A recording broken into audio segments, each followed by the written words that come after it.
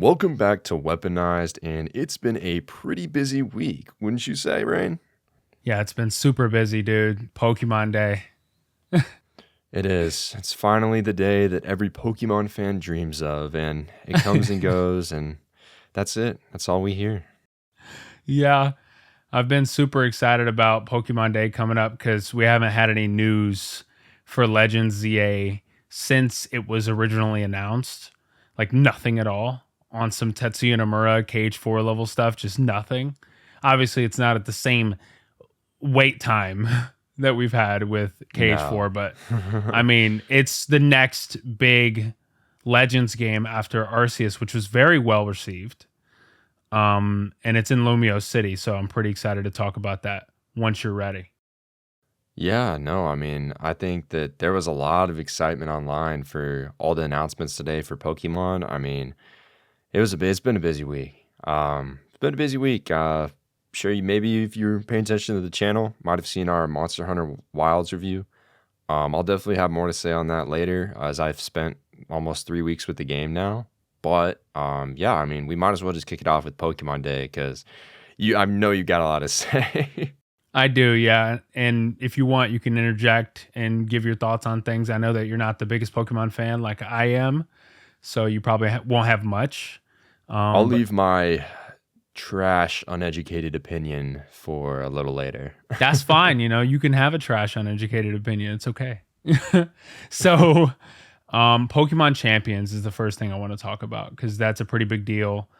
Pokemon Showdown has kind of been the fan-made video game browser Pokemon battle simulator for competitive players that we've pretty much been playing for many, many years. I don't even know when it came out. I'm not going to look that up right now.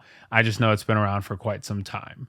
Now, I've always talked with my Pokemon peers about what would it be like if we had an official, the Pokemon Company, Game Freak, whatever, Pokemon Showdown video game, because we didn't have an official one.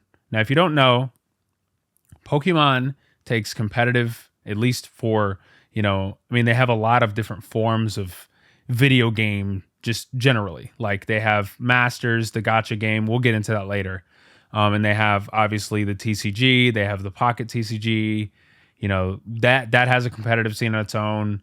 And Pokemon has its own competitive scene, which is pretty popular and pretty big. Champions, honestly, they should have did this a while ago, but I'm glad they're doing it now as the Switch 2 is coming out, and they also have it on mobile, and it's connected to Pokemon Home, so you can actually bring in your Pokemon that you caught into Champions, which is super epic. And honestly, I've been waiting for this type of video game to come out for a very long time. I think it's a great idea, and I hope that they execute it well. Pokemon has a lot of different tiers for the competitive scene. There's, Ubers, which is like the most powerful Pokemon. They have Overused, which are Pokemon that get overused, and there's like Underused and there's Never Used.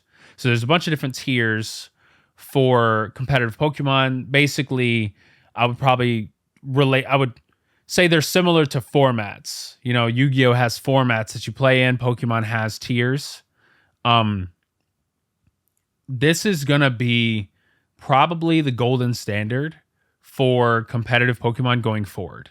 Because normally when TPC does competitive Pokemon events like regionals and championship, tournaments, they will do the latest game that came out, being Scarlet and Violet. But I think now what they're going to shift to is using this as the main game for the competitive scene.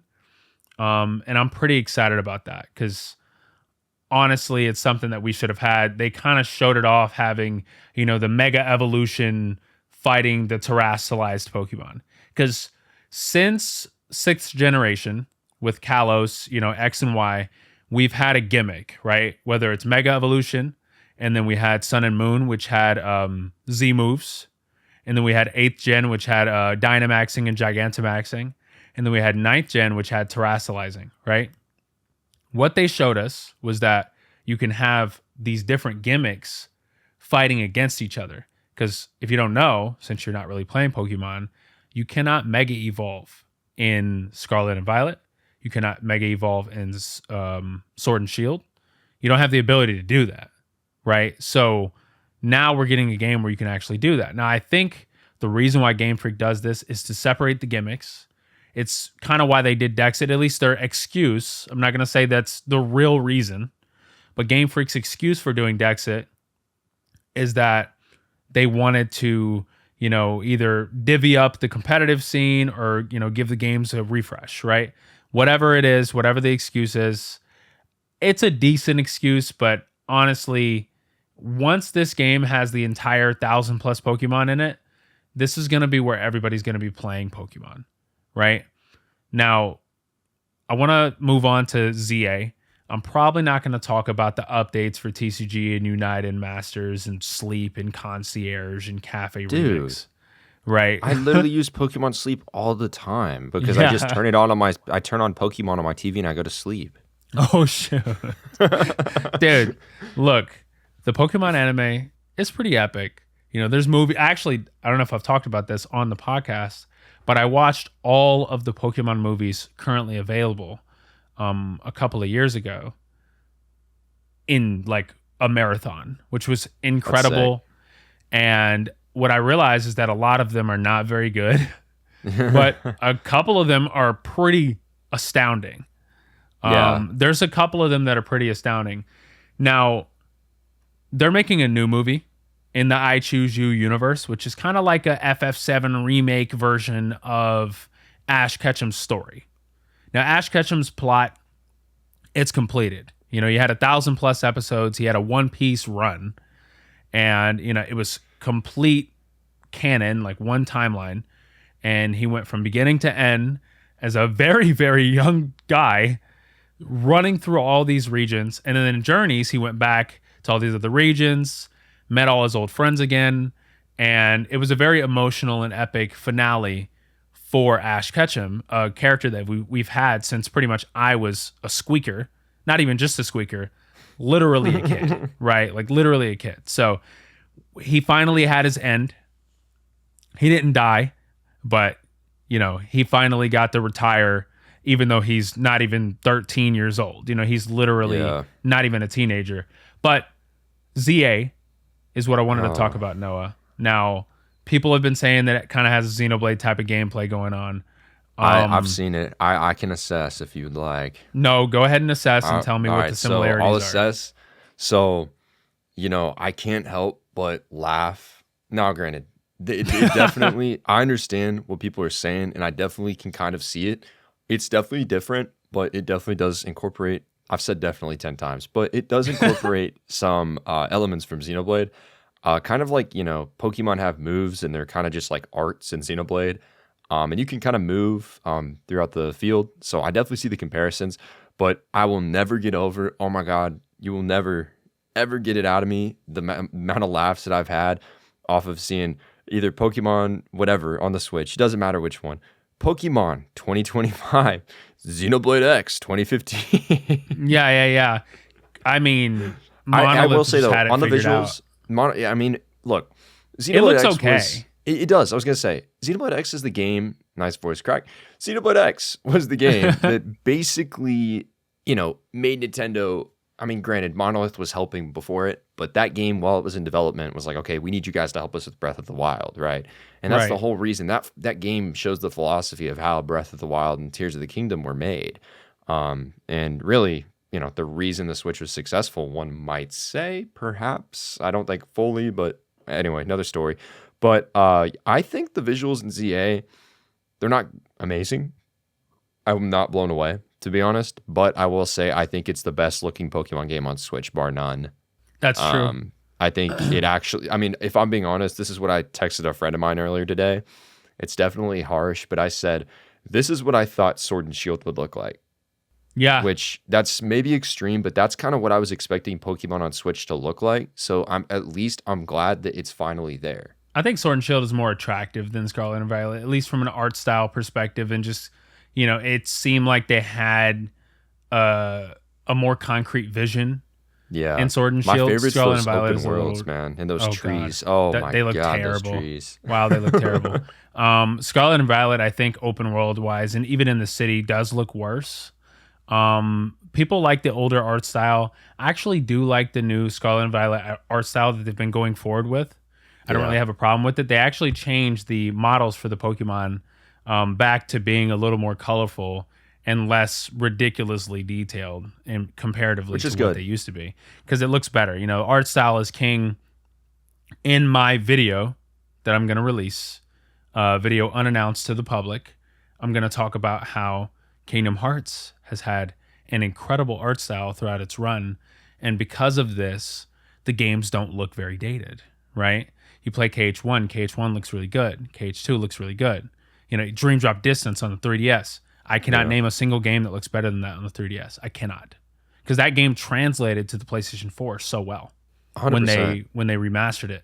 I would even say they remade it, to be No, honest, because yeah. there's no way. They uplifted the visuals really well. And, I think the whole conversation around art style and stuff is, this is applies for video games and also animation. Like we've seen a lot of anime nowadays shift from more detailed designs to more simplistic and focused on colors solely because that allows the animators to do more crazy things. And the same does apply here, even in 3D. Yeah, But I do think that simpler designs to accentuate details on models and, in your case, colors is really good. And I do think it helps give the game a bit of a pop and almost kind of a more, lack of a better word, kind of like, cozy, nostalgic feeling, kind of. I agree. Yeah. And with Pokemon ZA, not to cut you off if you were going to say anything else, No, go ahead. Go ahead. Pokemon ZA has 3 starters. It has Totodile, Chikorita, and Tepig. Now, I don't know if you know this because you're not a Pokemon fan. Tepig is Tepig is the least favorite starter of all time. Oh, yeah. I assume they're going to give megas to these 3. If they don't, I'd be shocked because that just wouldn't make sense to not give them megas if you're going to have them be the starters. So we'll probably have new designs for them in their mega evolutions. For Alligator is the GOAT in that trio for sure. Totodile. Chikorita, yeah, it's okay. Chikorita's okay. I've never favored Chikorita when playing second gen ever. It's just never been a thing. So Tepig, just not a Pokemon I'd ever pick to be a starter in any scenario. That will definitely rank at the bottom for people. But Pokemon ZA, it takes place in this futuristic Lumio City, which is the main hub city of Kalos. To let you know, Z was actually a game that they were making. They had the trademark and everything. And originally, Pokemon would have these, upgraded in between final mix versions of their video games. I call them the in betweens because, it'd be like Ruby, Sapphire, Emerald. You'd have red, blue, yellow. You'd have silver, gold, crystal, right? You'd have diamond, pearl, platinum. And then we got the black and white. We didn't have gray. We had black and white too, right? And then we got the X and Y. We had no sequel games for X and Y. Once we got to Sun and Moon, we had Ultra Sun and Ultra Moon again. And then we had Sword and Shield, which had DLCs. And then we had Scarlet and Violet, which had DLCs, right? Arceus didn't have any DLCs. It's not, even though they consider it to be a mainline game, I would not personally consider it to be the same type of video game as the other games. But ZA is pretty fascinating because Arceus was a really, really good game for a lot of people. And while people may think it's an ugly game, I think it had a great gameplay loop. It had a pretty good story. And it gave us a lot of lore for kind of how the Pokemon world was created, right? Because Pokemon actually has a ton of lore that, they've gone into it a little bit, but there's a lot of things unanswered. And ZA is, to me, what, I would assume what they wanted to make since X and Y came out and they never released Z. Right? So Right. ZA, just to let you know, I'm going to be buying that day one. That's going to definitely be on Switch 2 day one because it's Oh, for in sure. Because fall. it's late. Yeah. Yeah, it's fall 2025. So, I'm really excited for that. The gameplay looks pretty epic. We can finally kind of reenact the anime battles of Pokemon actually being able to move around the field and dodge things. Obviously, dodging was always a mechanic through evasion, right? And evasiveness specifically. But that's not something that you can really visually ascertain from playing the video games. Now you're really actually moving the Pokemon around the battlefield, and moves have certain, distance that they can reach. They showed, I can't remember, I haven't watched the trailer since this morning, but they showed a Pokemon doing a rollout and it was dodged, right? So I think it looks really cool. I want to understand how that's going to work. And I'm sure we'll have trailers, going up into the release of the game. I'm wondering what they're going to do to satiate us in terms of like Switch content until that comes out. I mean, obviously we have Champions, which is going to be a big deal. That's not really going to be the story video game because, Pokemon has had a really consistent release cycle for a very long time. And this is one of the first times where we've really had a big gap between, a big game and the next big game, right? Now, Pokemon Day kind of showed us how many games they have on their slate. They have Masters, that's their gotcha game. I would also say TCG, generally trading card games are gotchas, right? TCG Pocket, that's their other game that they're making a ton of money on, right? And so they have all these games that they're making money on, and they have so much going for them. And that's why they're the number one merchandise franchise in the world. They have so much going on. They have so many Pokemon. They have so much merchandise. They have so many plushies. They have animes. They have movies. They have multiple different, continuities and movies. Like I said, they have YouTube, episodes and YouTube series and all this stuff going on. And so that's why they have their own company. That's why it's not just Nintendo. Because if it was just Nintendo, I mean, I can't imagine Nintendo by themselves being able to output that much content for one series, right? No. Mario, it's easier to split it up. Yeah. Correct. And so they have all these different companies that have ownership in TPC, and they're all doing separate things. And now we have the Pokemon Works, right? Which is a studio that I just spawned out of thin air, I guess. So I have a question for you. Sure. I'm curious what your thoughts on this. So TPC CEO Tsunekazu Ishihara said today in an interview with BBC, if we continue focusing on our mission, Pokemon can probably continue to its 50th or 100th anniversary. But if we become complacent and go with the flow, that's when Pokemon will go downhill. So that's been a quote making the rounds today online because a lot of people have been like, oh my gosh, this has already happened. What are they doing? Although I'm not a Pokemon fan, want to give them the benefit of the doubt because I do feel like on the Switch, at least, they have been trying new things, right? We got Legends. They've been trying different things. We got Return of Pokemon Snap. We got this, we got that, right?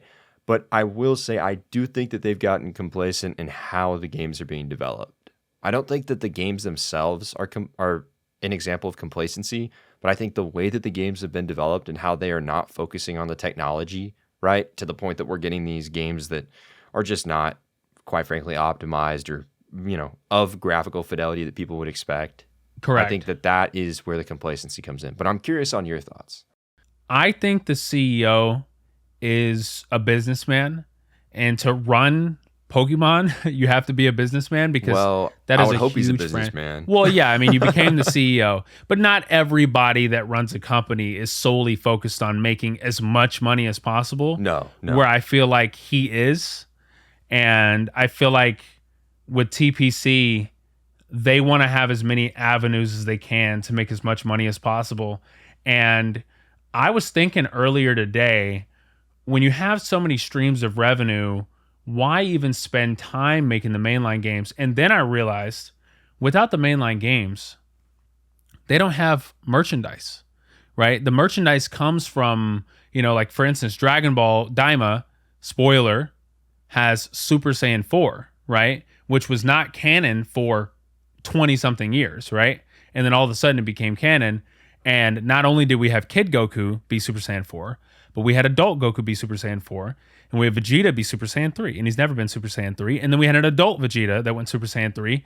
And I think they're doing all of that, and at least Dragon Ball is one of the bigger merchandise franchises now. and it's been that for quite some time. Even when there was a big drought of anime content, they continued to push out non-canon material to satiate the huge fandom that the series has, right? And the multiple video games that they've created that retell the story over and over and over and over again. And these voice actors, I mean, they're getting paid. You know, they're pretty much set for life because Dragon Ball is just always going to be putting out content.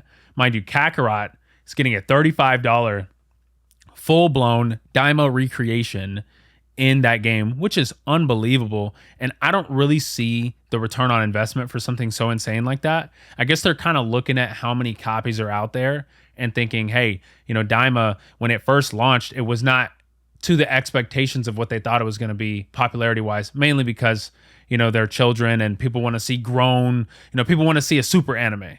Right. And then obviously when they, you know, showed 4 and they started showing all these cool things, people started tuning in, you know, in the masses. Right. So for me, I think Pokemon strategy, and the reason why I mentioned that, I think Pokemon strategy is merchandise. And I think that, you know, if they can continue to make these mainline games and introduce new Pokemon to make plushies of, or to make movies about, or to make shorts about, or whatever they do when these new games come out, because like they do that with trainers too and gym leaders, they'll make content about them too. So I think, yeah, they've been complacent on the technology side, but we've gotten a lot of new ideas, especially with, you know, Arceus and them taking the concepts of Arceus and putting them into Scarlet and Violet. And now we're seeing everything kind of loop around, and the games are becoming much more alike. Right, at least these two mainline series, Legends and, you know, the mainline series that we've been having since, you know, Red, Blue, and Green. So I think while they aren't focusing on technology, they are focusing on innovation in terms of making the gameplay a little more interesting, because I don't think they could have done this forever. You know, they couldn't stick with the turn-based, you know, because honestly, Pokemon, when you get in a battle and you're reading all this text, because it's a lot of text that's showing up on the screen and very slow, even when you set because they have shift and they have set, even when you have it like, you know, where you're not switching out your Pokemon and you're not looking at the battle animations and you're just going and going and going as fast as you can, defeating all these trainers. When you're going through like 10 or 20 trainers, I mean, it can be exhausting as an adult to just do the same thing over and over and over every single year for Pokemon, right? So they're trying to switch up the meta, make things more interesting, and Arceus was a good example of that. I think Legends is going to sell way more than Arceus. I think it's way more hyped than Arceus was. And honestly, it's going to be in a city. It's going to be in the future. I was concerned that we were going to go back to the past in the next Legends game. People thought that we were going to go to, you know, Unova, or, you know, people I've spoken to think that Pokemon is doing, I think the company's changing their strategy a little bit, because they used to have a very concrete cycle of releasing things. And now they've switched it up and they have more games in the pipeline, and they're showing us that they have a lot more diversity in their schedule, right? So Yeah. while this has been a long topic, this is kind of the subject of the day, and it was a big event and it's a big series. I'm excited for ZA. I think it's going to be a great game. Arceus was reviewed very well, and so I'm excited for it. I don't think that you should play it because I don't think you're going to get anything out of it. I'm not. I have no plans to. But for Pokemon, Sorry. I think it's a big deal for Pokemon fans, and, you know, people are going to be excited for it regardless of what they say. They're going to buy it. I mean, and dude, let's look at the fact that like sells. Sword and Shield were like unanimously like some of the most hated Pokemon games of all and time. They still sold 15 million copies. Or I think it's 20, right? It's like a ridiculous amount. It's way above 20. Yeah. I think it's like so between 20 and 30. Yeah, so it's like Pokemon, that's the thing with Pokemon. It's going to sell regardless. I mean, yeah, I think I am interested to see how Pokemon is going, or TPC specifically is going to approach games going forward, if it's going to be this main line and then Legends, and because it seems to me from an outsider's perspective that they're going to be keeping Legends and have that replace traditional remakes and be outsourcing them going forward. Right. Brilliant Diamond, So, Shining Pearl, I feel like was their opportunity to just, give us the remake that everybody had been begging for. And it ended up right. being, really mid. Because Omega Ruby, Alpha Sapphire, and Heart Gold, Soul Silver, those games are incredible. So it's like I'm people were expecting a remake of that caliber, and we just did not get it. It felt like a step back. Yeah. I'm really So, curious what next year holds because, there were rumors that they were going to have Gen 5 remakes yeah. coming. And so, like, if that, where's that going to slot in? And then where's Gen 10? Because I don't know. It'll be interesting for sure. But yeah, I mean, I think that, to be honest, and maybe this is controversial for some people, I think allowing the Pokemon Company to release this one in November is great. It's going to give them more time, higher quality product, and also it's going to give them more time for next year's game. So I think that's a good thing, Yeah. and it's going to get the benefit of Switch 2. And Correct. you know that there's going to be upgrades for it, and it's going to run probably at 60 FPS. It is. It is. The Switch 2 is so much faster than the first Switch. On top of that, Gen 10 is their opportunity to have a reset. It's like, Legends ZA is probably going to be the last game that looks that ugly. And they need, I'm not knocking on even that wood they right now. need better hard. I'm knocking on wood. Okay. No, you are. I literally heard you. Not I even hope that they so, man. need better hardware, because they do, but they need better optimization. And with better hardware comes more breathing room. So hopefully, they'll take this opportunity. I don't want them to make new models. They've already done that. They've been there, done that. They've been using kind of these refreshed 3DS models from X and Y, and they've been building on that. And, that's the art style. It works. They don't need to change it. So once they have the 1,000 Pokemon in 3D, I don't know if they're ever going to go back to the national decks where we have every single Pokemon in one game. And I don't Right. expect them to, because I think it's been financially beneficial for them to not do that, because then they can release DLC and give us extra Pokemon as they've been doing. Um, it's not my favorite strategy. I definitely liked being able to catch every single Pokemon in one game, but with Pokemon Champions, this is our opportunity to have, inevitably every single Pokemon in one game.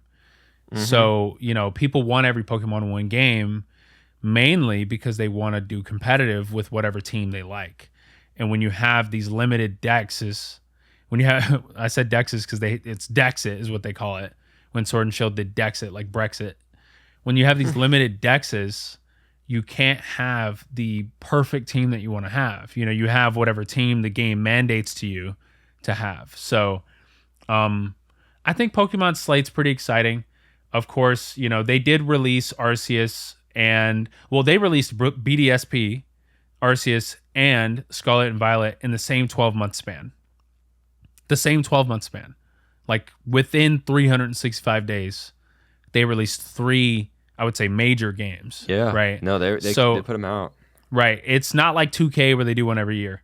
They most likely will release Gen 10 very soon after Legends ZA, because we had an announcement for Scarlet and Violet maybe a month or two after Arceus came out. It was very, very soon after, to the point where people were flabbergasted that they were showing the next game so soon. So Game Freak, they're in there just working like Mappa. Now, they're not putting out the same quality of, animation as Mappa is. The weird thing about Scarlet and Violet in these games is that they don't have voice acting, and these characters are just moving their mouths with no voice acting coming out of them, Wait. which is incredibly strange. We're talking about Mappa Studio. Yes, we are. Oh, dude, that took me like 10 seconds to realize. But yeah, I was like, wait, Map of the Factory? It's like, no. No, Studio Mappa. Yeah, I feel like they're just grinding in that studio right now. And whatever the next game is, whatever it's called, wherever it's located, whatever country they decide to base it off of, that's a conversation for another day. But yeah, Pokemon, bro. Sounds positive, so that's good. Good to hear. Yeah, I'm pretty pleased with it. I think people, some people are underwhelmed. I think they had their expectations way too high. We got a lot more stuff than I thought we were going to get. I thought we were just going to have a trailer. I didn't know they were going to explain the systems to us. So, No, that's cool. you know, Well, awesome. Yeah. Well, I'm trying to think. Like, really, I think also, I don't know if you saw this today. I just kind of want to throw it out there. I thought you said Mappa and it sprung my brain. So, Mappa put out a new trailer today for Shinichiro Watanabe's next anime, Lazarus, and it Oh looks yeah. sick. It looks sick. So I am I'm hoping that the production's good. From what it sounds like, all the episodes are already done, which is really good, which means we shouldn't run into any like, meltdown production. So I hope it's good, but he's seriously one of my favorite directors in the industry. And so I facts. hope it's good. I really do. Like Space Dandy, Samurai Champloo, Cowboy Bebop are all tens. Like they're all 10 out of 10s. Yeah. So I'm hoping it's good. The trailer was really interesting. Like basically the premise is like this guy comes up with this miracle drug that does all this stuff and it's awesome and everyone uses it. And you after 3 years after he introduces it, he comes on and has a message and is like, yeah, guess what? You have 30 days to find me. I have been the only person in the world that has the cure. And if you don't find the cure, everyone who's ever taken the drug is dead and everyone's taken the drug. So the Yeah, whole it's anime, nuts. it revolves around like this group of people called Lazarus that are going to try to find this guy. And it looks crazy. It's just a bunch of, action sci-fi stuff. It looks sick. Yeah, the action looks incredible. It's done by the director of John Wick, um, which is It's a nuts. pretty cool combination there. Yeah, I mean, I think he's one of the best. I recently rewatched the 4 John Wick movies. So good. I know that Ballerina is not directed by Chad, but he is directing John Wick 5, which Ballerina is supposed to kind of, hopefully give us some context of that. And, I know it's not, Ballerina doesn't take place directly after John Wick 4. I think it's supposed to be like between 3 and 4. Yeah, I think that's right. I think that's true. So it looks epic. I don't know if it'll have the same level of action that the mainline series does, but when John Wick 5 comes out, I'm definitely seeing that day zero because, spoiler alert, please skip over the next minute. John Wick is not alive, but they did not show him dying. They did the thing where he just has a gravestone. He has a tombstone and they're looking over it. So, I mean, I think everybody knows that John Wick is alive. And John Wick 5, wherever they take that, because I feel like John Wick 4 was an incredible conclusion to his story. I have faith in Chad to finish that out. And Lazarus, I mean, looking at these fight scenes, I'm literally looking over some of them right now. I mean, It's this sick, looks dude. really epic. I'm I excited was for it. worried.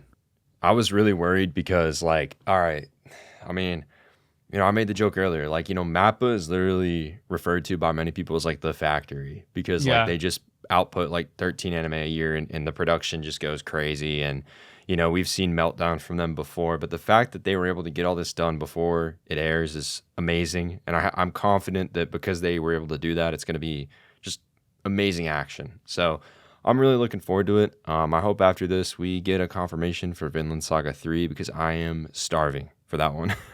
Oh, yeah, dude. I know. Vinland Saga 3 needs to come out. Vinland Saga is one of my favorite anime/mangas of all time. Just one of the best animangas ever. Oh, for So, sure. It I blows my mean, mind that people call it boring. They're like, oh, because were like, oh, they it's have just no action. comprehension of reality No, whatsoever. They're no. losers. They probably only watch like Naruto. Like those are not the type of people that need to be judging anything. I've already had this conversation about, the type of people that have no judgment or the type of people who have no experience. I want to say though, because while we're talking about our reactions to stuff, have you seen? I have two questions. Have you seen the Shrek 5 teaser, and have you seen the Yes. Minecraft movie final trailer? Yes. I want to hear your thoughts. I'm keeping mine under wraps Okay. for right I'm now. gonna start with Shrek 5. Yeah, feel free. I think people are being ridiculous. I've seen some tweets that are like, yeah, this looks great. And I've seen some tweets that are like, I hate these designs. What do you want DreamWorks to do? Because honestly, I think it looks great. They're older, they look older, and the art style is fine. I mean, it's It been makes over sense. a decade. It Like it's been has. so long. Like it makes so much sense, and that's way more in line with modern animation trends. And also, that style that they put them in is also in line with the Puss in Boots style. And That people are forgetting how flabbergastingly good Puss Oh in yeah, Boots was. I'm sure it's gonna be beautifully animated. I'm sure it's gonna be a great movie. I mean, yeah, I think the outrage is crazy. Like I definitely think like the one thing I keep seeing people say is like, oh, their eyes are too close together. I'm like, okay, That doesn't but even like make sense. really, like, is that really like someone literally said? And I've been seeing TikToks and people on Twitter like, oh, this is just as bad as the Sonic movie. I'm like, are we seeing the Let's same wake up. thing? Like, Let's let's be wake up. real. Let's be for real. Like DreamWorks budget is way higher than Sonic's budget. Plus Shrek 5, Shrek 1 and 2 are some of the greatest movies Oh, like they're in the awesome. animation So good. space. They're I will. incredible. Oh, and I will say, like, this is so. I recently, I don't know if I would say recently, but like in the last like 8 months, I saw Shrek 2 again, and I haven't seen it since I was a kid. But Right. something that they tell you, I don't know when. I'm just saying I've heard this before when I was a kid. Is like, you'll appreciate these animated movies in a different way when you're older. And it's funny because it's like, yeah, I'm watching this. I'm like, oh, there's like a lot of adult humor in these movies that you just don't realize when you're watching it as a kid. That they sneak. It's like thanks parents for taking your kids to watch this movie. Here's a little bit of stuff only you can understand. That's what animation does. That's what, family films do specifically, Yeah. is they have things for adults to understand and they have things for kids to giggle at and laugh at and enjoy. And that's what a family film is supposed to do, right? For Shrek, even if it's not the same director, you think DreamWorks is going to mess this up after Puss in Boots No had a way. 95%, Dude, and it's you been know? so long. This is like the most I mean, people could say what they want. Shrek 5 has been like the most memed sequel of like, come on, Shrek 5 forever in the animation space. Like they're not gonna mess it up. They're not. Yeah. People are kind of thinking about Shrek the Third and, Shrek Forever After. And they're thinking, oh my God, this is going to be another terrible movie. Now, Shrek the Third, I completely forgot about. Shrek Forever After actually has a pretty cool plot going on. Hmm. I think people are not giving them any credit where it's due. DreamWorks has been pretty consistent outside of the Megamind sequel I that they mean, had dude, on.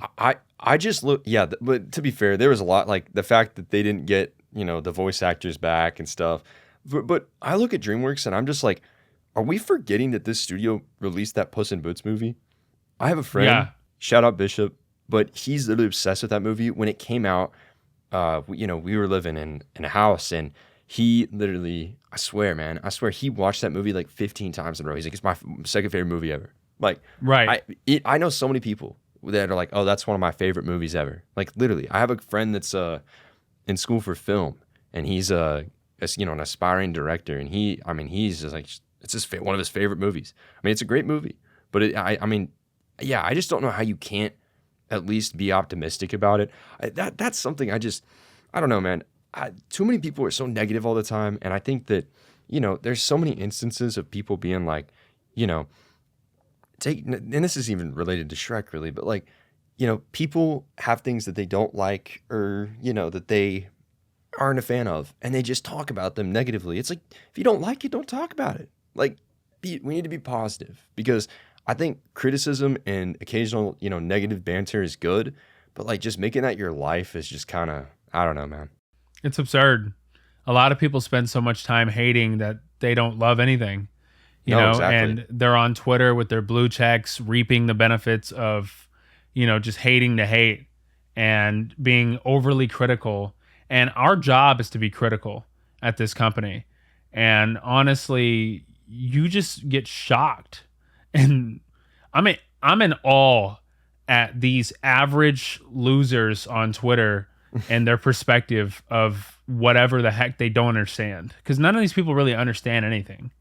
And they're just saying stuff like, oh, their eyes are too close. Or, Well, you it's can like, what are you tell, like, saying? you can tell with all these games, it's like, yeah, we like everything. We have to be critical, and I mean, you can just tell when people have actually have a care for something or actually put time and effort into something and actually understand it, and then the people that don't, and Right. it's just very apparent. But I will say, we talked about being positive. I'm not gonna be positive about the Minecraft movie. It looks terrible. It looks absolutely terrible. Yeah, it cannot be I good, and I can't I believe that they greenlit that and that they're still but I will putting it say, out.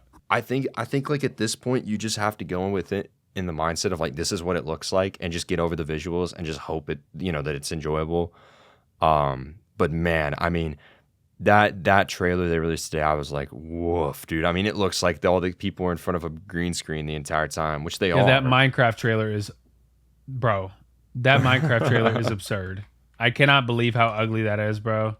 Oh my god, I need I to just don't look it up understand and watch it again because right now. here's my thing, right?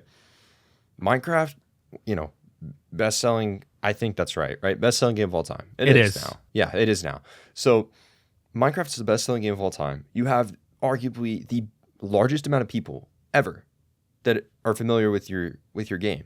So what I don't understand is how did you not just make an animated movie? It was right there in front of you. Like how many Dude, people they had how so many people much listening stuff to they this could have talked were about. exactly. It's like how many people listening to this were when you were a kid or a teenager, you were watching all the Minecraft Hero animated Brine and like yes, all these all the crazy Minecraft animated animations. stuff. And the music videos and everything. It's like, dude, that is the stuff that people would have actually watched. And I am just like, wow, this looks absolutely miserable. I genuinely cannot believe that they're putting that out and that Yeah, they're I know, right? considering, releasing that. Like that I mean, looks it's gonna happen. it looks hero. I mean, I didn't even have a word that was. I was Yeah, I was fusing gonna so many say words in my brain to just. it's hard to describe. It really is. I don't know why everything is so fuzzy. Like that's the thing for me. Like Yeah, it's weird. It's just a weird like why is everything fuzzy? I don't understand that. yeah. Everything looks fluffy and fuzzy and weird, and I don't know why they need to have like real life people. Like Jason Momoa looks really stupid. Jack Black just Jack Black looks is Jack so. Black. He's in everything at this point, which, I know, whatever. but But he it's looks yeah. ridiculously stupid in this I'm just movie. I mean, I don't know that I'd be able to make it through the movie because the opening's probably gonna be the children yearn for the mines. It's like Yeah, something super corny. The well diamond they sword looks really pretty. yeah. I But mean I like just they screwed this up. they had to, man. I don't understand it. But yeah, I do want to say, on the topic of mentioned earlier, Monster Hunter. I do kind of want to talk a little bit about that. Sure. So it's out now, and as of now, 823,000 concurrents on Steam, Insanity. and it was at 360K max for Monster Hunter World. So that's insane. It's going to hit 1 million easily, Yeah. which is insane. But I have been playing Monster Hunter Wilds for the last 3 weeks. We briefly talked about it last week, so I kind of had to oh, I don't know. But Right. I've been playing it, and it's a lot of fun. I had a really good time with it. If you're someone who's never played a Monster Hunter game, this is easily the best one to jump into for numerous reasons. The biggest one for me and the biggest surprise. So Monster Hunter as a series has always been focused on, gameplay and fights, right? Big fights with monsters, gameplay, different weapons, Yeah. stuff like that. This Monster Hunter Wilds has a story mode, which, yeah, there was story, like there were cutscenes in World and Rise, but like this was a legitimate story and it's actually good. Like I was really, really surprised. I got really hooked on the story. And it basically takes you around all the different biomes and you get to see all the monsters and really so the premise to preface this, the premise of the game is that, the guild goes to the Forbidden Lands is what it's called. And this, group of, biomes, this land basically is something that is not supposed to be inhabited by humans. It's supposed to be, no one's there. It's just monsters. But like literally as they're arriving, there's this boy, he's running in the sand alone. And so you link up with him, you find out, okay, wait, there are people here. And so you start to discover the world, but there's different weird things. Like there's, the environment goes through these 3 seasons that are very distinct. There's one like a desert. There's one that is like, full of life and water and, plenty, I think it's called. And then they have one that's like a lightning storm. And it's crazy. And in different biomes, it changes. Like there's one where the lightning storm is like a torrential rainfall, but it's really, really cool. And the fights you get in those different weather environments are just so incredible. But I think really So you got a story, and the gameplay has been massively retooled. They have a different kind of gameplay meter now where you can hold left trigger on PlayStation, and you basically have a focus mode, so you can aim where you attack, which was never possible before. Yeah. And really, I mean, I had a great time with it. My biggest problem, which is really disappointing, is the visuals. The visuals on PlayStation 5 are just not good. I talked to a lot of people who had PS5 Pro. It's a lot better there. But I think if you're playing on TV, it's totally fine. You're not going to notice anything with the visuals. But I, of course, for all my reviews, I test on multiple screens and things of that nature. It's kind of my job. And with Monster Hunter Wilds, playing it on my monitor, it's just really clear. The game's really muddy. It doesn't look great. I definitely want more, visually. I think it looks fine. It's just muddy. But I think that kind of brought a interesting point in my mind as I was playing it is like, I really think that RE Engine has been pushed way past what it was supposed to be used for. And I think that mostly, RE Engine was built for these survival horror things where obviously you had hallways and corridors and, render in smaller distances. And now, you're throwing it in Monster Hunter Wilds, this massive open world. Same thing we saw with Dragon's Dogma 2, right? So Yeah. I think that's something to keep in mind. I would personally, if you're picking a place to play, now granted, if you're like me, my benchmark was no bueno on PC. Right. But if it can run, on your PC, I think you should buy it on PC solely because you're gonna get the best experience there, and mods are fun. But really, it's a really good time, and I'm really excited to. I'm sure we'll have stuff to talk about, over the next couple months about it. But I'm really excited for people to get their hands on it and experience. I think overall it's the best Monster Hunter game probably. It's definitely. I think it's too easy. I think that all the stuff that they added for new players made it a little too easy. But I still think gameplay wise, you're not beating it. So that's my rant on Monster Hunter. But I think that overall, if you're someone who's never played it or, a longtime fan, just know you're going to have a blast. And it's now up to 855K. So it's growing. Yeah, I'm holding off on it. I was going to pre-order it and I changed my mind. I need the game to be difficult. I just don't want to play a game where I'm not running into any walls. I need that's my difficulty. thing. Yeah, that's my thing that I ran into with it because it's like it definitely is disappointing. It's kind of one of those things where, you sit there and okay, you fight these monsters. The story mode monsters are just really not that challenging, and they added a new thing in, so SOS Flare doesn't have to call actual players anymore. You can call AI that are called support hunters. And they're really cool because you can go in the settings and tweak them and say, okay, yeah, you can't place traps, or you can't, do this or that, or throw this or use an item. So you can really tool it to your experience. But like even then, it's like I rarely really needed to call the support hunters for most fights. The only time I did was if my Palico wasn't, aggroing the monster, which I will say, on the topic of the Palico and the support hunters, the AI is so good. Like it's so much better than previous games. So don't be stressed if you don't want to play with others. Like the AI is great.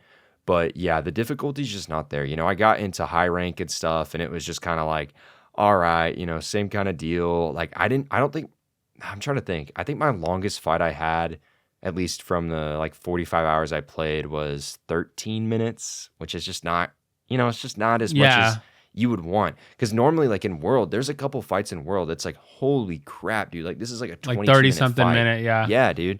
And I just didn't see that. So I'm hoping that the expansion kind of resolves that. But I will say, this is something I was talking to with a lot of the other reviewers. This is by far the best base game Monster Hunter we've had in terms of without an expansion or anything. This is the best one. So I think it's still, I definitely recommend it, but I just definitely think if you're going in wanting some really challenging gameplay, you're probably not going to get it. But yeah, I mean, to be fair, I was a little OP because I made my character after Ichigo and Yoriichi from Bleach. So I was running around with Zangetsu, slicing enemies, but the longsword is amazing in the new game. It's so good. I was a longsword man in World, 100%. I've never used it. I've never Yeah. used it before this game, and my first Monster Hunter was 4 Ultimate, so it's been a lot. I played a lot of them for me, but usually I go dual blade. So this was interesting, but I really had a good time with it because the new focus mode allows you to aim, and you have like a lunge that you can stab the monster with. But it's really cool, man. You get this like red, the frenzy mode. You fill it up and you attack fast, and I'm like slicing like it's a katana going. It's really cool. Yeah. I I like the focus mode. I played with it in the beta. It was really sick.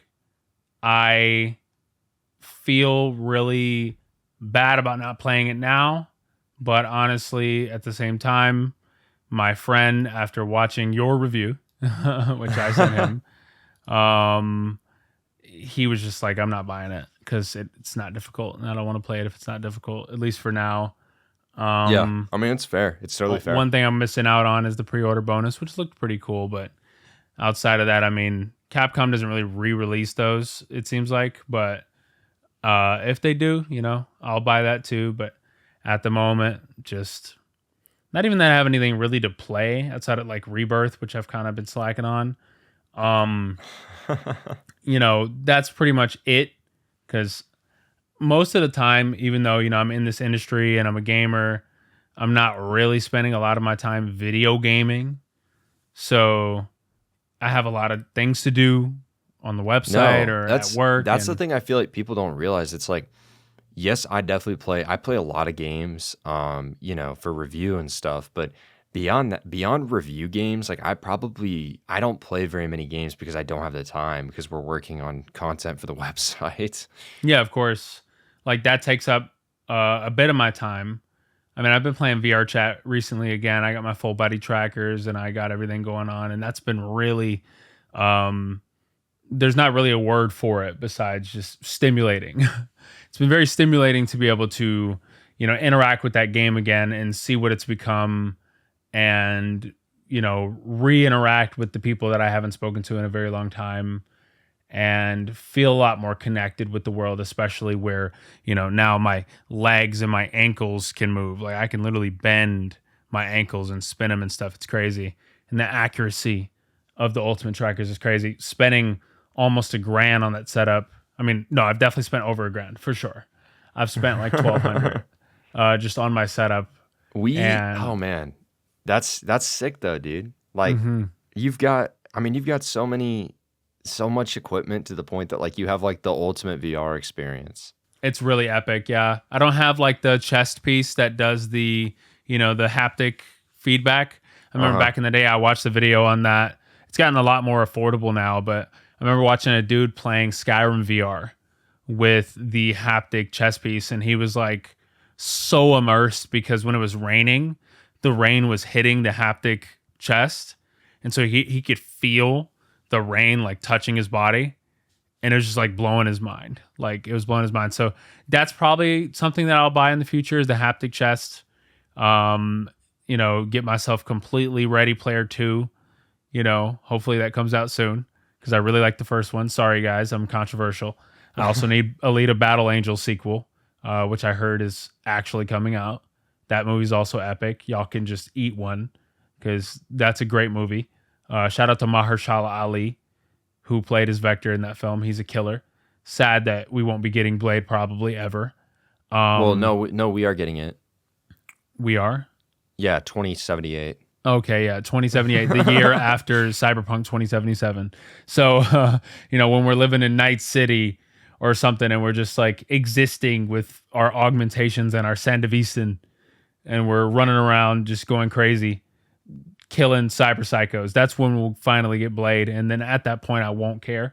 But hopefully in the future, I can get an omnidirectional VR thing where I can just sit in one place. Because while I do have some room in my tiny little bedroom at my parents' house at the moment, because I moved back in with them after my roommate went back to Connecticut, I do want the omnidirectional thing where I can just kind of stand still in one place and run, because that'd be super epic, honestly.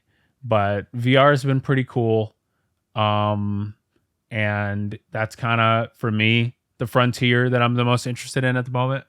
No, it's Um, fair. there was a point in time where I wasn't too sure about how VR was going to progress, but Mark Zuckerberg surprisingly flexed on everybody and made one of the best, if not the best, headset of all time.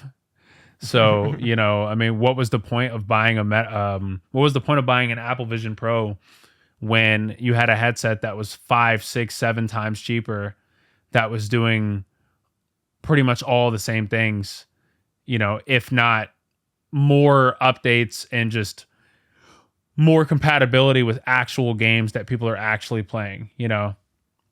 I don't know. The Apple Absolutely. Vision Pro, I don't think it's getting a sequel. If it does, I'd be surprised. It needs to be a lot cheaper and a lot more accessible, and Apple needs a good reason to sell it. The Quest 2 sold so many units. The Quest 3 sold so many units. That's like a console in terms of the amount of units they've sold. They've sold like pretty much almost equivalent, I think, to the Xbox. So they've sold a lot of units. So I think that's going to be a platform for the foreseeable future. And it's going to evolve just like the VR chat, community has evolved and gotten bigger. When people talked about the metaverse, everybody was like talking about it like it was this brand new thing. And I'm like, bro, I've been playing these types of games since I was a kid, like PlayStation Home and Gaia Online and, Second Life. There were so many games that literally were the metaverse. And all of a sudden these NFT bros are like, hey, the metaverse is here. And I'm like, bro, we have VR chat. Like, why are we making new games with uglier games? The metaverse is so funny because, in business school, people will talk about it and it's like, dude, like, It please, exists. It no, exists. it definitely Sanrio exists. actually has a collab in VR chat right now. Like, Yeah, I they mean, had I a know it HP collab. They had exists. all these things happening. Dude, Yeah, people are just crazy about it. It's like, I fully believe it's a money pit. Like, I fully believe it's a it money is. pit. If you're not It's making something not, on the caliber of VR chat, which you're probably not going to, the dude who made VR chat graduated from Vanderbilt. He's a genius. The dude knows what yeah. he's doing. So I don't know, man. I'm like, good luck to all these people investing money in it. it's a It's huge just waste not. of money. It's all Yeah. a money pit. I mean, look at NFTs were a Facebook. money pit. Yeah, Look at Facebook. Facebook and all the development they did to make those ridiculous avatars that sit in virtual meetings. Oh, the metaverse, you're here. Wow. Oh yeah, we talking about Horizons? Yes. Yeah, that still exists. That's a really weird thing. I mean, what bougie, almost cursed, what bougie company is using VR headsets to interact with each other? I mean, that's Well, just, and it's not even that. Like, the funny part is like enterprise VR is not being used for that. Enterprise VR is being used for medical and stuff like that. right. And it actually has legitimate purposes with the eye tracking and stuff. Like, I've seen people talk about, VR headsets potentially being used to navigate robots used in surgery, right? Like, that Yeah. would actually be a legitimate thing with eye tracking. Yeah. But yeah, like, I don't know what the point is. It's like, oh, let me sit next to, chibi avatar, whoever that's totally looking weird. And I mean, dude, I would like make my person have green skin and just look really, really stupid. Right. It is stupid. It is stupid. Because for VR chat, I just go to Unity and I create a completely unique. I mean, you can do whatever you want, And I Yeah, jump in the that's game and definitely I'm more literally unique. I'm my own dude that I created with my own free will. I can make them look whatever, and however I want them to look. HTC, a company that used to be at the top of the smartphone Yep. game, went to just being I don't know how they were able to downsize and not go completely bankrupt. I mean, I'm sure they Enterprise. probably did. Yeah. They It's went VR. into It's enterprise VR. Yeah. Yep. They went into enterprise VR and they've been surviving. I actually looked at their employment and how many people they employ, and they downsized a lot, but then they stayed steady. So, their enterprise VR, I mean, I don't know where they're selling phones at, if that's working out for them, because they definitely aren't doing it in America anymore. HTC used to be one of the kings of Android. They were like up there. They were Oh, yeah. they were probably as big as Samsung at one point in time, so it's unbelievable that they just switched to doing VR enterprise, but I don't know. No, I mean, 100%. I'm It's using their definitely trackers. crazy. I spent a lot of Yeah. money on their trackers. This charging dock that charges 5 trackers, because you can only wear 5 at a time, because they have 2 cameras per tracker. Each tracker is $200. So I have 3 of them. And then I have the charger from HTC, which is $100, right? Oh, thank God. I was concerned about how much the charger The cost. charger's $100. It's $100 charger. It is amazing because I don't have to have a bunch of cables everywhere. I have one cable. It lays on my desk. It's gorgeous. It's sleek. It's just a black piece of equipment that's on my desk. It blends in with the environment that I have on my desk. And honestly, it's super, super convenient. Um, HTC has a very good design language, and they have very good um, user experience for their stuff. When I initially got the trackers, it was very stressful working with them and trying to get them set up because they needed a firmware update. But in order for them to firmware update, they needed to be charged past like a certain percentage. But they came like halfway dead. So the problem was one of them wouldn't charge without the firmware update. So it was just going in and out of charging. It would like you plug it in and it wouldn't charge. And it was stressing me out for like 6 hours. Inevitably, I was literally about to hit up HTC and be like, what is going on? I just spent like $600 on these, and this is not working out. So inevitably I was able to have a workaround, and then I firmware updated all of them, and now they all charge properly. When I put them on, you have to there's this like Vive space calibrator where in VR you have to take one of the controllers that you're holding simultaneously with that same hand, steadily hold the tracker, point the cameras for one of the trackers forward, and do an infinity symbol with your entire arm forward for like a good minute. And then once you do it, my arm was hurting like crazy at first because I didn't understand how to do it. I didn't know what I was supposed to be doing. And for like a good 30 minutes, I was trying to set that up. Inevitably, I perfected it. And once I perfected it, it was perfect. Like all the trackers, because what would happen if you failed? The trackers, because you have a visual representation of like a 3D model of where the trackers are on your body in VR. They were like feet away from my body. So like when I would move my avatar, he was like completely stretched and his back was broken because the VR chat thought he was somewhere where he wasn't.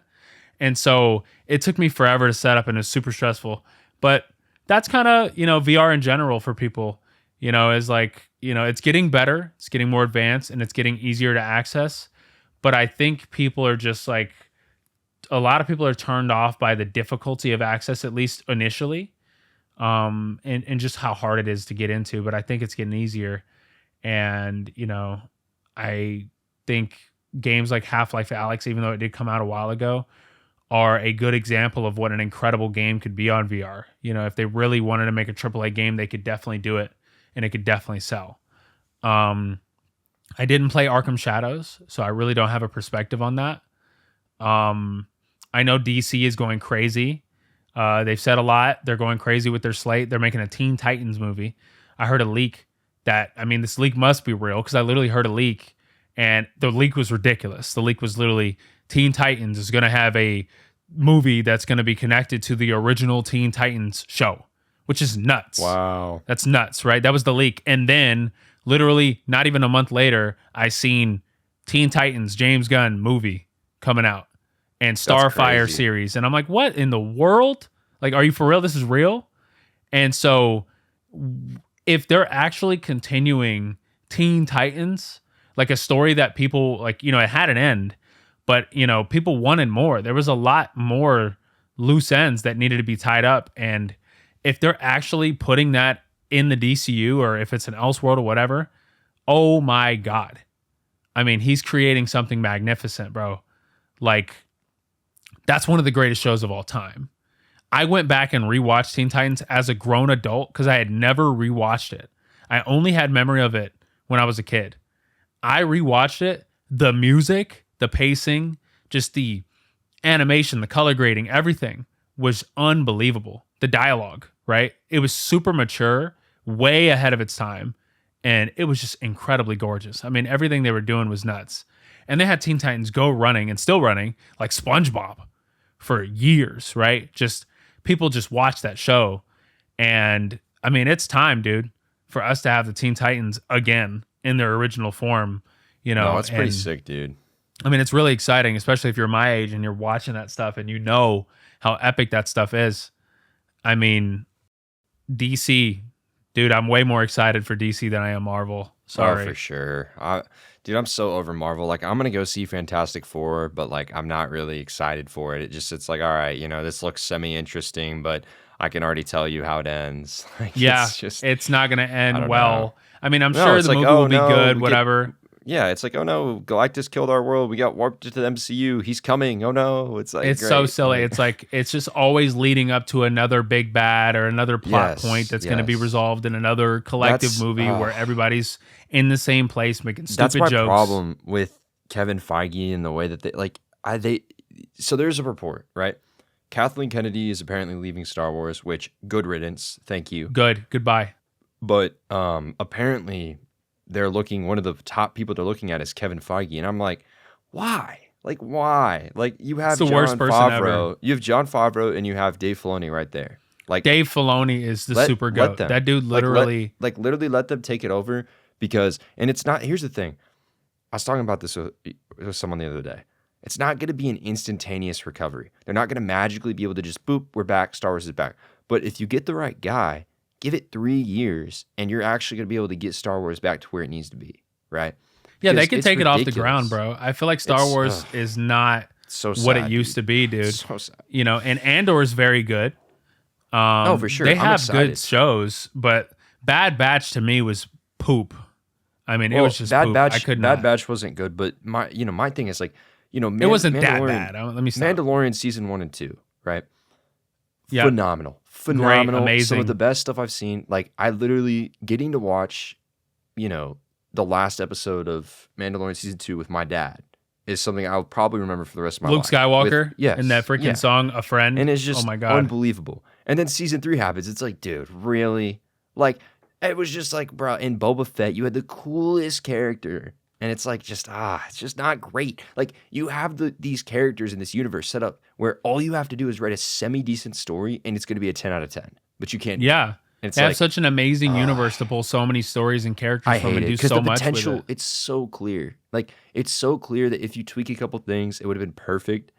It's so disappointing, man. But I hope they get back on track. I mean, I Right. think they will. It's all going to come down to who they hire, though. It better be Dave Filoni. No one's worked harder. It needs to be Dave Filoni, bro. Because Obi-Wan Kenobi stressed me out.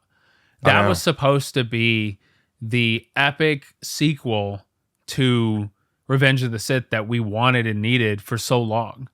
Hayden Christensen and, Ewan McGregor coming back to do this epic show. And while Yeah. there were moments and there were areas and, there was times where I was like, man, this is awesome. There were definitely moments in the show where I was like, yeah, this is good. Like I especially loved Darth Vader. No, both of the fights were so good, and Oh my god. and I even think Obi-Wan, like the way that they introduced him at the beginning was great, but Riva and the Inquisitors, What was up with that? Because I like the Inquisitors. I like But them I too. just- I just like, dude, The whole thing with her being one of the kids, it was just it was so lame, and like just it was so I get what they're predictable. trying to. Yes, that's my problem. It's like we have, and this goes for everything. We have to get away from these shows that are just super predictable and basic. It's like I feel like you have like 10-year-olds in the. I feel like actually that's disrespectful to 10-year-olds. I feel like 10-year-olds could come up with better ideas than Yeah. whatever the heck we're getting. Because it's like with Obi-Wan, it's like you really. I get like okay, the whole Riva's actually good, blah blah blah, whatever, blah blah blah. But it's like you actually could have made a really interesting story there. But it was just so poorly executed and just thrown in the middle and just sloshed around and boop, that's what we get. It's They like ruined her. Obi-Wan. Oh, 100%. Because here's the thing. I don't like Riva, but I think she could have been a really good character if they actually did her right. They And didn't just even make her turn believable whatsoever. No, it's in Like- her. No offense to her actor, her line delivery was horrible. Like, Yeah. she just sounded like she was cosplaying or acting. Which the whole point of acting is so you don't feel like someone's acting, right? Right. Like- It's supposed to take you out of Yes, the it just fact didn't. that you're watching something. Like when you watch Severance, you're just like you feel like you're watching something real. Yeah. I think Obi-Wan, like I could still say I definitely I really enjoyed Obi-Wan. Like Yeah, despite I the liked faults. watching it regardless Yeah. of the flaws. I know there's Right. people and I have friends that hate it, and I don't get that. I don't understand hating It's it. interesting though because this was a 6-episode series. I think if they did it right, they should have built it out. What they should have done is It build should it have out been more. 12. I was gonna say, yeah, it should have been 10 to 12 because they clearly wanted to build out the Inquisitors and they just didn't have the time to do it. And so why instead of just throwing it in the middle, like you should have expanded it out, done 12 episodes, and it would have been so much better.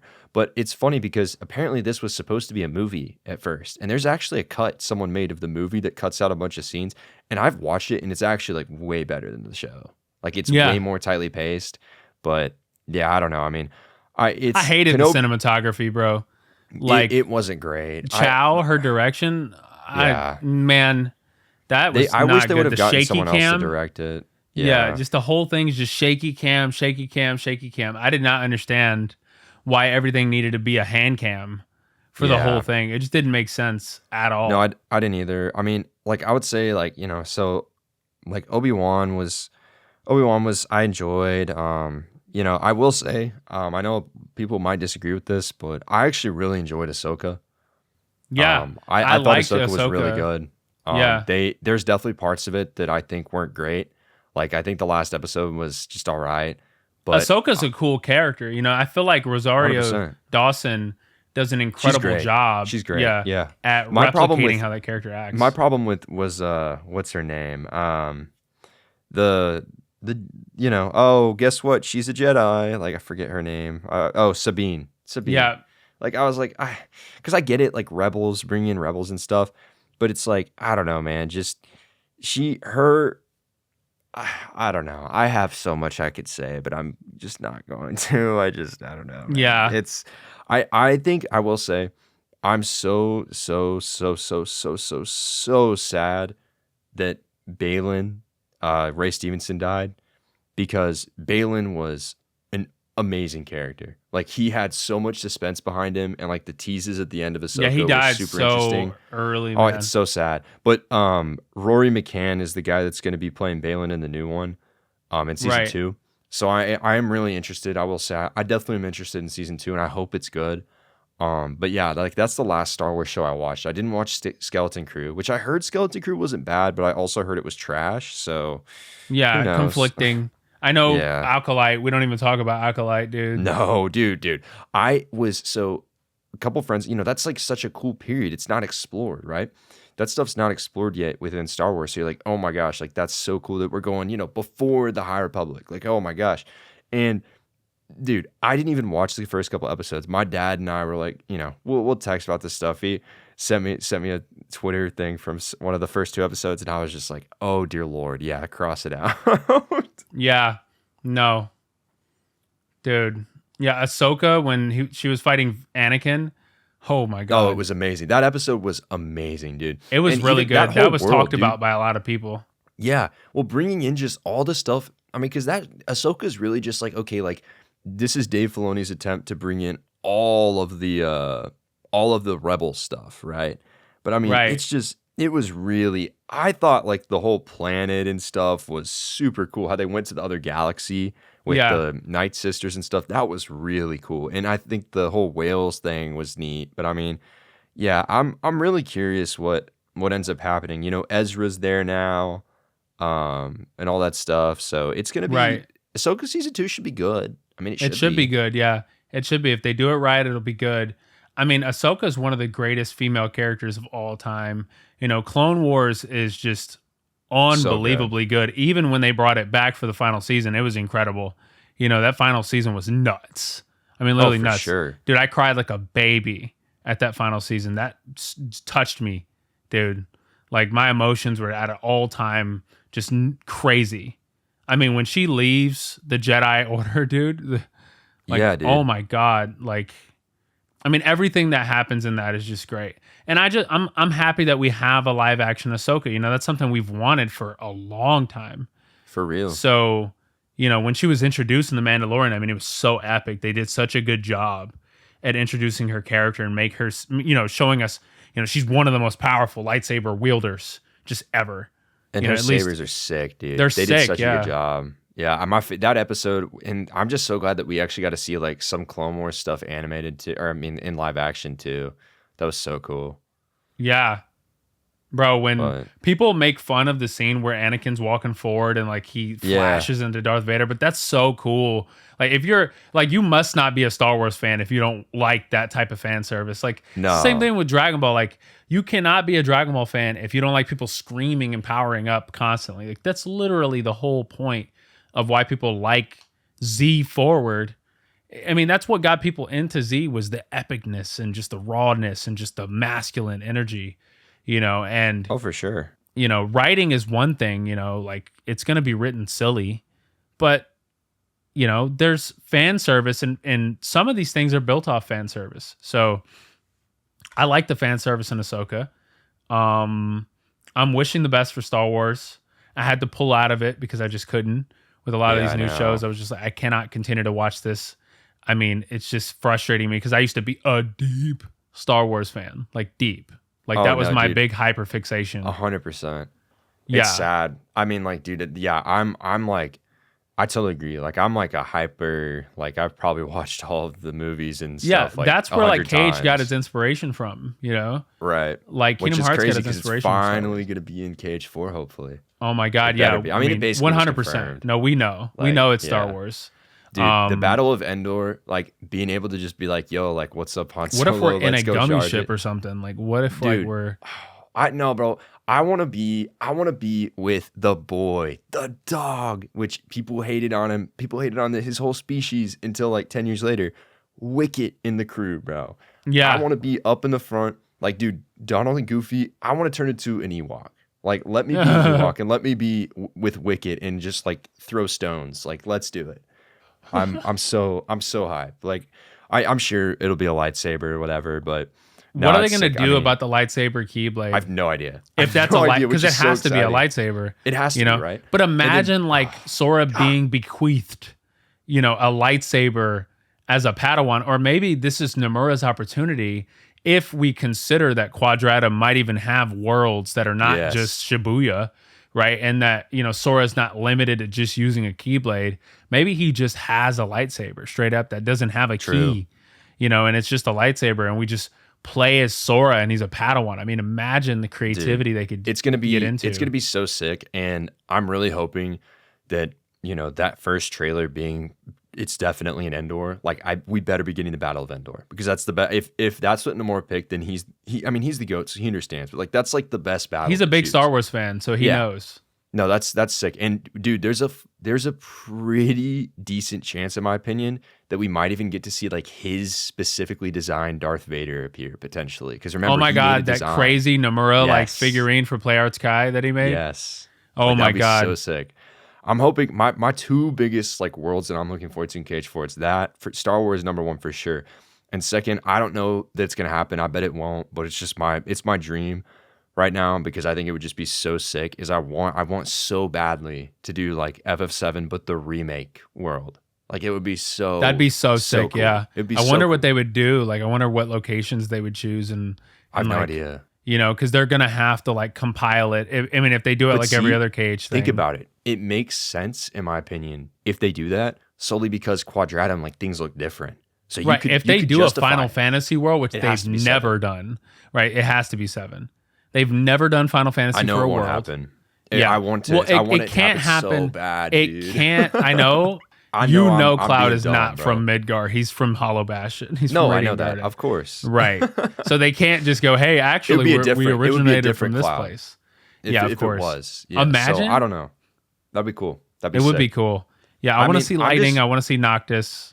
dude. But we already I'm have just hoping Yozora. that we get those characters in, man. It's like that's my problem with yeah. It's hard to call it a problem, right? Because in Kingdom Hearts, like 1 and 2 specifically, the reason that there was so many Final Fantasy characters was, okay, we have to establish this world, right? We can't just throw it in there. We put these Final Fantasy characters in to build up the world of Kingdom Hearts, and naturally as the series has gone on, they've appeared less and less, and we got Right, they to made a actually lot of see a few original them. characters. Right. And there's so many original characters now, you don't need Final Fantasy characters. But I'm a selfish man and want the return. I want to see, like, dude, we didn't see most of these characters in Kingdom Hearts 3. We saw a couple in the DLC.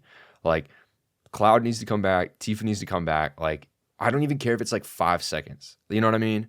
Like, Yeah, just I want to given see these we characters. It's need been that. so long since we've seen them in KH, you know? I know we need that. I want to see. Zach, bro, the Yeah, boy. dude, Zach, dude, because Zach is in Olympus Coliseum Yep. now. I don't think we're gonna see any worlds from the Kingdom Hearts planes, Okay. Oh right? no. Okay. We're definitely going to Olympus, bro. Come on. Nomura's N- favorite. yeah, no, I genuinely. I mean, it's been in almost every game. I don't think that we're gonna go back to the KH worlds, the original ones at least. I Yeah, think that's there's a fair. whole new slate of stuff that he's going to do for KH4. That's probably why it's taken a very long time. I think it's taken a long time because of Nomura. And number two, there's a lot of stuff that it needs to tie up, and I'm going to get into that in my series for the channel. Yeah, Um, there'll definitely be a lot of stuff to talk there's a about lot of stuff to there. talk about, and you'll be I'm on a trying couple not of to episodes. overindulge because I feel like we could talk for like 3 hours Oh, about I know. what I we literally had a 3-hour conversation with my friend who I came up with in the Final Fantasy community, which is how I kind of got into this whole industry, was through Final Fantasy. And we Yeah. talked about everything, and we had all this confusion that we were starting to put into reality and make sense out of all of our confusion, because Kingdom Hearts is such an elaborate series. It's why the series is very difficult for me to make episodes for. Inevitably they're going to come out and you're going to see them, but there's so much content, and there's Yeah. it's all about taking the contradictions and making sense out of them, because the contradictions have explanations, right? So the Master of Masters, there's gonna be a lot going on, Yeah. and I We'll don't want leave to it at get too deep that. into it. I'll definitely be helping a little bit with that one because it's a I don't know. I have my hands You're on a gonna have lot of to things with the channel. research it, re-research. Yeah, no, There- that's gonna be that's exciting. That's coming up soon. So again, for listeners of Weaponized, that's something you're getting here. You don't get elsewhere. A little insight to the business. But yeah, yeah, I wanted to say because I do want your thought on this. I think it's crazy. A couple hours ago, Nintendo removed a game from Nintendo Switch Online. what was the game? Super Soccer. I can't believe they did it. Now, the game doesn't matter. What matters is the precedent is that they have removed a game from Switch Online. So now it's like, okay, wait, are these games going to be here? Are they going to get removed when you go to Switch 2? Because, that was one of the things people have talked about. Like, yeah, Switch Online is really nice versus Virtual Console because A, you don't have to pay for them, and B, like, they're always there. But if Nintendo's going to pull them, like, and even I to be fair, Super Soccer, I am not sure. I don't believe that's published by Nintendo. I could be completely wrong. I don't think it is, but I might be wrong. So if that is published by Nintendo, that makes it even more interesting. Yeah, And I just think that that's something that you've got to look at because, if they're going to start removing games, like this is the first time in 6 years, or I'm sorry, almost 7 years that they pulled a game. If they're going to start pulling games, like that is something I think that is kind of really scary because that's the beauty of, yeah, we don't have Virtual Console, so we have this. This is the only way to play these games. So if Nintendo's going to pull them, it's like, yeah, like you're not going to have a legal way to play this game now. And that's not great. yeah, it's not great, and that sets a terrible precedent for the Oh, future. If 100%. they could just remove games from Switch Online, it's just not a good look, honestly. I totally agree. And I just checked. Yeah, that one unfortunately was published by Nintendo overseas. So No. they so Human is the developer, Human Entertainment. And they published the game themselves in Japan in 1991, but Nintendo actually published the game outside of Japan in 1992 in North America and Europe. So it's really interesting. I don't, I'm not saying like, oh no, like, Super Soccer, what a game. I'm missing out on this because I don't even think I've played that one on Switch Online specifically. But, you have to think about now, we've got all these games on Nintendo Switch Online. This is a third-party game, and we've had a lot of those come to the system. So I am really curious now what's going to happen with that, because if they've set a precedent now by removing games from third-party developers, I really am concerned. I'm really concerned because, like, it's a good business move for them, right? Because at the end of the day, yeah, you can bring in these third-party games that might be, I'm not saying an SNES game is expensive to license, but if you bring in an SNES game and license it that's big, like third-party wise, and, think about this way as well. For the future of Switch Online, it's pretty likely, in my opinion, that we're going to get another console, and that's probably will be GameCube. So if we get GameCube games, and let's say that we get some big third-party games, and they only are there, they're not there forever because they have a license and Nintendo lets it expire. At that point, I'd rather just have Virtual Console because I want to be able to for sure access these games while I'm on Nintendo Switch. And while I've definitely been a fan of NSO because yeah, it's $20 a year, you get all these games, and if you get the other one, it's $50 a year, all those games, Yeah. and you don't have to pay for each one individually, which is great.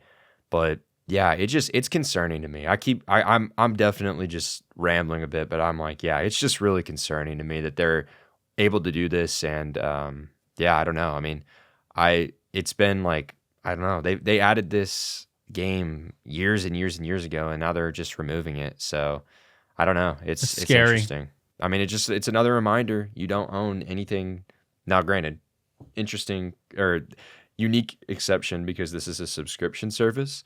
But I mean, it goes to show you don't own anything digitally because even with this subscription service, Nintendo can just rip it. I mean, And it is Netflix what it does it all is. the time. Oh yeah, for sure.